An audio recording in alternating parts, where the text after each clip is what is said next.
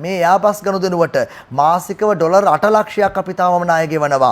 ඇමති බිමල් රත්නායක කියන්නේ චාමර පල්ලේ ගෙදරගේ සටහන ශ්‍රී ලංකන් ගුවන් සේවයෙන් ලබාගත් ගුවන් යානය සඳහා මාසිකව ගෙවිය යුතු වන්නේ ඩොලර් 2,75,000ක් වන් නමුත් යාපස් ගනුදෙනුවේදී රාජපක්ෂලා කළ දූෂිත ගනුදෙනු හේතුවෙන් රටට නොගෙනා ගුවන් යානා වෙනුවෙන් තවමත් මාසිකව ඩොලර් 8 ලක්ෂයක් ණය ගෙවන බව ප්‍රවාහන හා මහා මාර්ග හා සිවිල් ගුවන් සේවා අමාත්‍ය බිමල් රත්නායක ඊයේ පාර්ලිමේන්තුවේදී මේ තොරතුරු අනාවරණය කර තිබෙන බව තමයි එම සටහනේම වාර්තා කරන්නේ. මව්බිම් පුවත්පතේ වාර්තාව අලුතගෙන යානයට මාසික කුලිය ඩොලර් ලක්ෂ 2.75යි.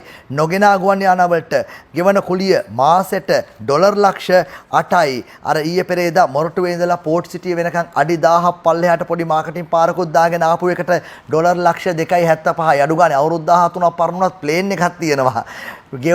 පාවිච්චි කරලා නැති ඇහැට දැකලත් නැති කැන්සල් කරපු ගිවිසුමට ඩොලර් ලක්ෂ 8ක් ගෙවනවා. ඒ කියන්නේ ඇහැට දැකපු නැති ප්ලේන් 3කට ගෙවන ගාන අපි අන්තිමට එක ප්ලේන් එකයි පාවිච්චි කරලා තියෙන්නේ. ඔන්න අපේ තත්ත්වේ. ඔන්න අපේ තත්ත්වේ.